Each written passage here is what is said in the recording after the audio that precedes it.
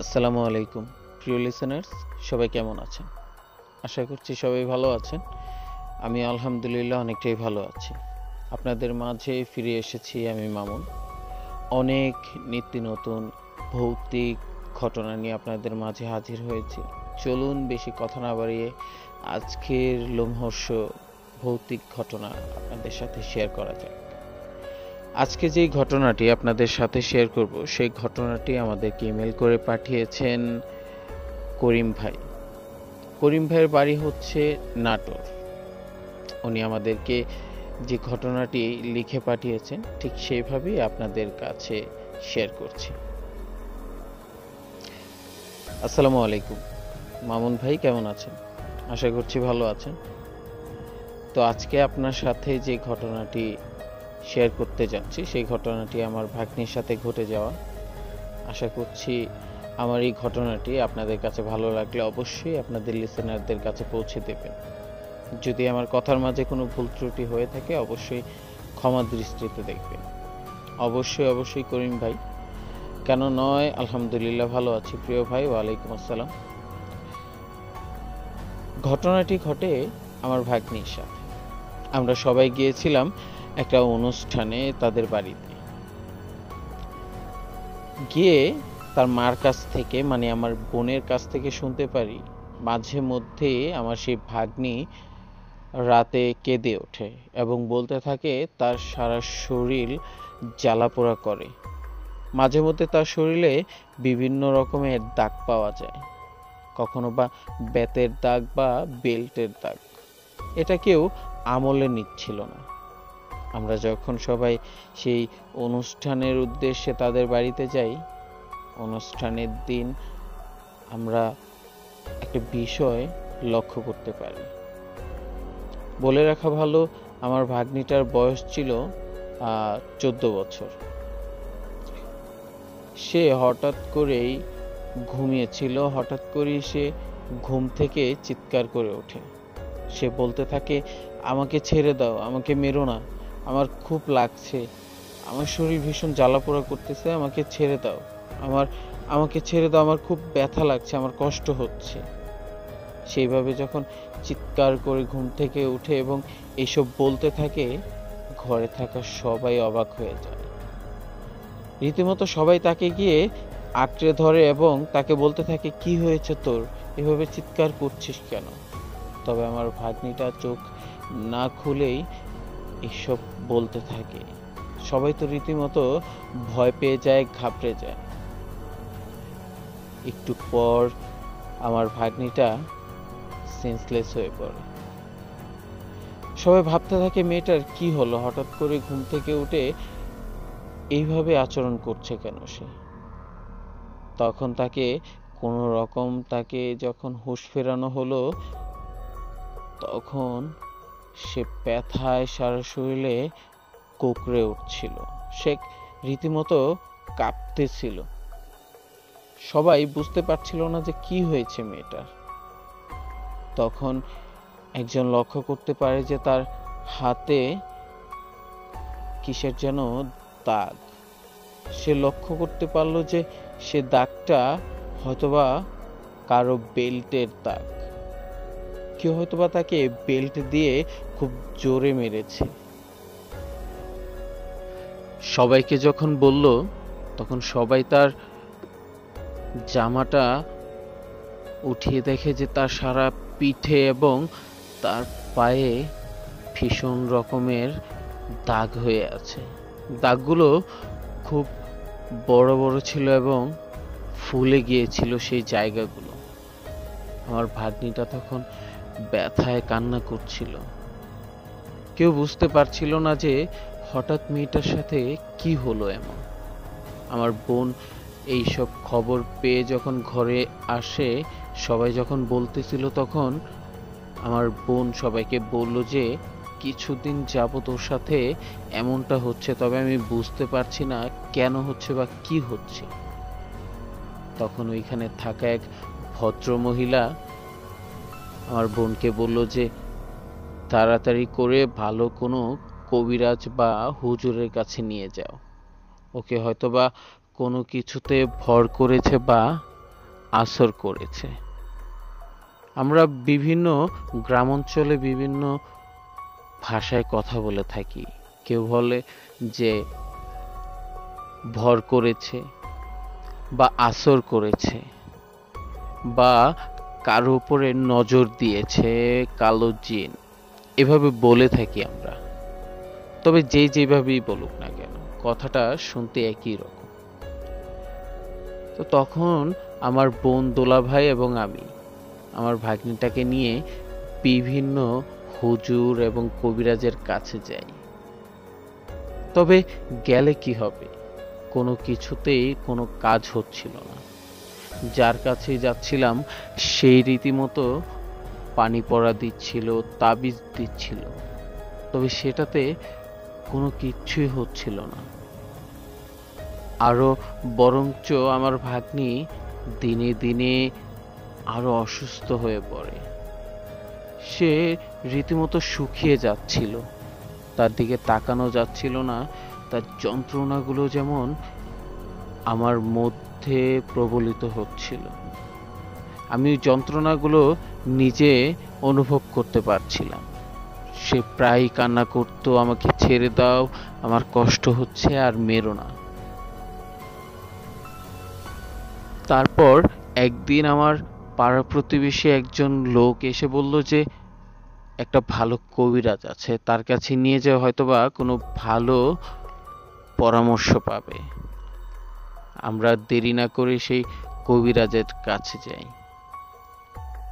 সে কবিরাজ বলল যে ওকে একটা কালো জিন বা বদ জিন আসর করেছে, তার থেকে ওকে ছাড়ানোটা খুব কঠিন হয়ে যাবে, তবে আমি চেষ্টা করে দেখি পারি কিনা। তখন সেই কবিরাজের কথা মতো আমরা কাজ করতে লাগলাম। কবিরাজ বলল যে আমাকে অনেকগুলো জিনিস এনে দিতে হবে, যেমন শ্মশান ঘাটের মানুষের হাড়, আবার শ্মশান ঘাটের লাল জবা ফুল এবং 7 ঘাটের পানি। গভীর রাতে নির্জন একা গিয়ে সেগুলো আনতে হবে। যা বলা তাই কাজ, আমার ভাগ্নির জন্য আমি সবকিছু করতে পারি।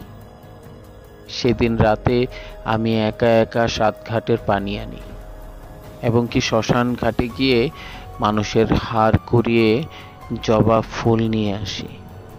ভীষণ ভয় করছিল, মনে হচ্ছিল কে যেন পিছন থেকে আমাকে ডাকছে। তবে কবিরাজ এটাও বলে দিয়েছিল যে এইসব আনার সময় আপনাকে অনেক নামে অনেক ধরনে আপনার পিছনে ডাকতে পারে, তবে ভুলেও পিছনে তাকাবেন না। আপনি সোজা বাড়িতে চলে আসবেন, কিচ্ছু হবে না আপনার। আমি সেই কবিরাজের কথা মতোই কাজ করলাম, পিছনে আর তাকালাম না। বিভিন্ন রকমের আওয়াজ হচ্ছিল, কখনো মানুষ রূপে আমাকে ডাকছিল, কখনো কুকুর রূপে আওয়াজ করছিল, বিড়ালের শব্দে ডাকছিল। আমি কোনো কিছুতেই পাত্তা না দিয়ে সোজা বাড়িতে চলে আসি। পরের দিন সে কবিরাজের কাছে যাই। কবিরাজের কাছে যাওয়ার পর এইগুলো দেওয়ার পর আমার ভাগ্নিকে কবিরাজের সামনে আসনে বসালো। বসানোর পর কবিরাজ কিছু মন্ত্র পড়ে আমার ভাগ্নির ওপর পানি ছিটাতে লাগলো। আমার ভাগ্নির সাথে থাকা সেই বদ জিনটা তার উপরে ভর করে এবং আমরা শুনতে পেলাম সবাই যে আমার ভাগ্নির কণ্ঠ তখন অন্যরকম হয়ে গেছে। না বলতে পারবো কোনো মানুষের, না কোনো মেয়ের, বা কোনো অন্যরকম আওয়াজ। সেটা খুব ভয়ঙ্কর বিভৎস আওয়াজ ছিল। বুঝতে পারছিলাম না, কেমন যেন কণ্ঠে সে কথা বলছিল।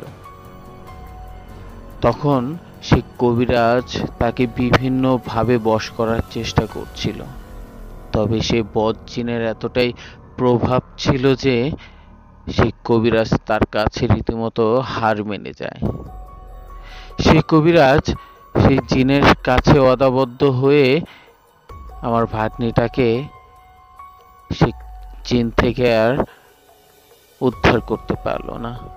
সে হার মেনে গেল, আমাদেরকে বলল যে এই জিনের কবল থেকে আপনার ভাগ্নিকে বাঁচানোটা আমার পক্ষে সম্ভব নয়, আপনারা অন্য কোথাও চেষ্টা করে দেখতে পারেন। তখন আর কি করার, সতে হলো আমার ভাগ্নি। এই মুহূর্তে তো তাকে কোনোভাবে একা ফেলে দেওয়া যায় না, ছোট্ট একটি মেয়ে, তার কষ্ট যার সইতে পারছি না। তাকে নিয়ে বাড়িতে চলে যাই। এইভাবেই কিছুদিন যাওয়ার পর আবারও কারো কাছ থেকে শুনতে পারি যে এক হিন্দু পণ্ডিত, সে এইসব বিষয়ে কাজ করে থাকে, সে অনেক অভিজ্ঞ। অনেকে পরামর্শ দিল যে তার কাছে যাওয়ার জন্য, তবে সে লোকটা হিন্দু ধর্মের ছিল বিধায় যেতে চাচ্ছিলাম না। তারপরেও কি করব, ভাগ্নিকে তো কোনোভাবেই ওই বদ জিন থেকে উদ্ধার করতে হবে, সেটা ভেবেই আমরা যাই। যাওয়ার পর সেই পণ্ডিত দেখে বলল যে বুঝে গেছি, আর বলতে হবে না, তোর ভাগ্নিকে নিয়ে আয় আমার সামনে। নিয়ে যাওয়ার সাথে সাথেই সে আসনে বসিয়ে আমাদেরকে বলল যে কয়টা জিনিস নিয়ে আস, বেশি না, 4টা জিনিস নিয়ে আসলেই হবে। তখন বললাম যে কি কি জিনিস বলুন। সে বলল যে লাল সিঁদুর এবং গোবর, গঙ্গার জল আর লাল জবা, এই 4টা জিনিস তোকে আধ ঘন্টার মধ্যেই আনতে হবে। এটা বলার সাথে সাথেই আমি দৌড়ে ছুটে যাই এসব আনার জন্য। এগুলো জোগাড় করে এনে সে পণ্ডিতের হাতে দেই। সে পণ্ডিত ততক্ষণে আমার ভাগ্নির ওপর সেই জিনটাকে ভর করিয়ে রেখেছিল, তার সাথে কথা বলতেছিল। আমি গিয়ে দেখি আমার ভাগ্নির চুলগুলো সব এলোমেলো হয়ে তার চেহারা খুব ভয়ঙ্কর দেখা যাচ্ছিল।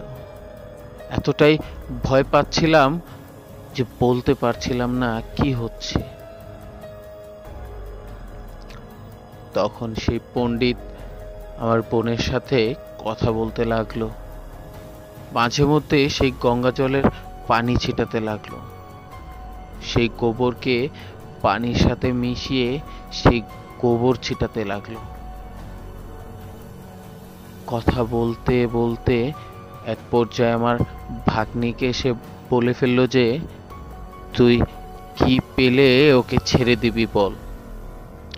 সেই জিনটা বলল আমাকে তুই মেরে ফেললেও আমি ওকে ছাড়বো না, ওকে আমার ভালো লেগেছে। তখন সে পণ্ডিত বলল যে ভালো লাগলেই যে সবকিছু পাওয়া যায় সেটাও তো কোনো কথা নয়, ছোট্ট মেয়ে, ছেড়ে দে, ওকে যথেষ্ট পরিমাণ কষ্ট দিয়েছিস, আর যাকে ভালো লাগে তাকে তো কষ্ট দেওয়া যায় না, তবে তুই কেন এই মেয়েটাকে কষ্ট দিচ্ছিস। সেই জিনটা বলল যে কষ্ট তো আমি সাধে দিচ্ছি না, ওকে আমি নিয়ে যেতে চাই, ওকে নিয়ে যেতে দিচ্ছে না। ওই পণ্ডিতটা বলল যে কারো মেয়ে কি কেউ কারো কাছে স্বেচ্ছায় যেতে দেয়, তুই ছেড়ে দে, বাচ্চা মেয়ে কষ্ট পাচ্ছে, ওকে ছেড়ে দে, তুই কি পেলে ছেড়ে দিবি। রীতিমতো এক পর্যায়ে পণ্ডিতের জোরাজুরিতে সেই বদজিন রাজি হলো চলে যাবে, তবে তাকে প্রাণ দিতে হবে।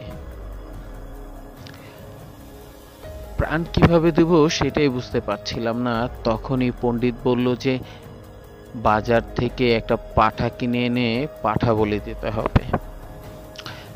এক কোপে সে পাঠার যে মাথাটা এক কোপে ফেলে দিতে হবে। সেটা বলে দেওয়ার সাথে সাথে এই জিনটা তোমার ভাগ্নিকে ছেড়ে দেবে। কথাটা শুনে আমি আর আমার দোলা ভাই বাজারে চলে যাই। তখনই আর এক মুহূর্ত দেরি করি না, বাজারে গিয়ে আমি আমার পছন্দ মতো একটা পাঠা কিনি। একদমই কিনতে বলেছিল, একদমই পাঠাটা কিনি, কোনো দরদাম কিচ্ছু বলি না। কিনে এনে সে পণ্ডিতের সামনে সে পাঠাটাকে এক কোপে তার শরীর থেকে মাথাটাকে আলাদা করে দেয়। তার কিছুক্ষণ পর ওই জিনটা আমার ভাগ্নিটাকে ছেড়ে চলে যায়। আমার ভাগ্নিটার নিথর দেহ মাটিতে পড়ে থাকে। দৌড়ে গিয়ে সবাই আমার ভাগ্নিটাকে নিয়ে তার জ্ঞান ফেরানোর চেষ্টা করতে থাকে। এক পর্যায়ে আমার ভাগ্নির জ্ঞান ফিরে। জ্ঞান ফেরার পর আমার ভাগ্নি রীতিমতো কান্না করতেছিল। তার পুরো শরীর এতটাই ব্যথা হয়েছিল যা মুখে বোঝানো যাচ্ছে না। তখন তাকে কিছুদিন হাসপাতালে ভর্তি করি। সে কিছুদিন যাবৎ হাসপাতালে ভর্তি থাকার পর তার শরীর সুস্থ হওয়ার পর তাকে আমরা সবাই বাসায় নিয়ে যাই। আর এই ছিল আমার ভাগ্নির সাথে ঘটে যাওয়া একটি ঘটনা। আশা করি আপনাদের কাছে ভালো লাগবে। ভালো লাগলে অবশ্যই আমার ঘটনাটি আপনাদের লিসেনারদের কাছে শেয়ার করবে। অসংখ্য অসংখ্য ধন্যবাদ আপনাকে প্রিয় ভাই, ভালো থাকবেন। আসলে যখন আমাদের লিসেনার্স ভাইরা আমাদেরকে ইমেল করে তাদের সাথে ঘটে যাওয়া বা তাদের ফ্যামিলির সাথে বা পাড়া প্রতিবেশীর সাথে ঘটে যাওয়া ভৌতিক ঘটনা আমাদের কাছে শেয়ার করে, অনেকটাই ভালো লাগে। কারণ তারা আমাদেরকে ভালোবেসে তাদের সাথে ঘটে যাওয়া ভৌতিক ঘটনাগুলি আমাদের কাছে শেয়ার করে। আসলে আপনাদের সহযোগিতা আমরা কামনা করছি, করব। না হয় আমরা আপনাদের কাছে নিত্য নতুন ভৌতিক ঘটনা পৌঁছে দিতে পারবো না। প্রিয় লিসেনার্স, যদি আমাদের এই ঘটনাটি আপনাদের কাছে ভালো লেগে থাকে অবশ্যই চ্যানেলটিকে সাবস্ক্রাইব করবেন এবং বেল আইকনটি ক্লিক করে রাখবেন নিত্য নতুন ভৌতিক ঘটনা সবার আগে পাওয়ার জন্য। আর যদি আমাদের ঘটনাগুলি ভালো লাগে থাকে, আপনাদের কাছে থাকা ঘটনাগুলি শেয়ার করতে চান, অবশ্যই আমাদের ডিসক্রিপশনে ইমেল অ্যাড্রেস এবং হোয়াটসঅ্যাপ নাম্বার দেওয়া আছে। সেখানে গিয়ে আপনার নাম, আপনার ঠিকানা এবং আপনার পেশা লিখে আপনার ঘটনাটি আমাদের কাছে পাঠাতে পারেন। অবশ্যই সেই ঘটনাটি আমাদের লিসেনারদের কাছে একটি বিনোদনের ভিডিও হতে পারে। বিশ্বাস করা না করা আপনাদের কাছে একান্তই আপনাদের বিষয়। যারা বিশ্বাস করছেন না অবশ্যই আপনারা বিনোদন হিসেবেও ভিডিওটি ঘটনাগুলি শুনতে পারেন। ধন্যবাদ। আজকের মতো সবার কাছে বিদায় নিচ্ছি। আসসালামু আলাইকুম।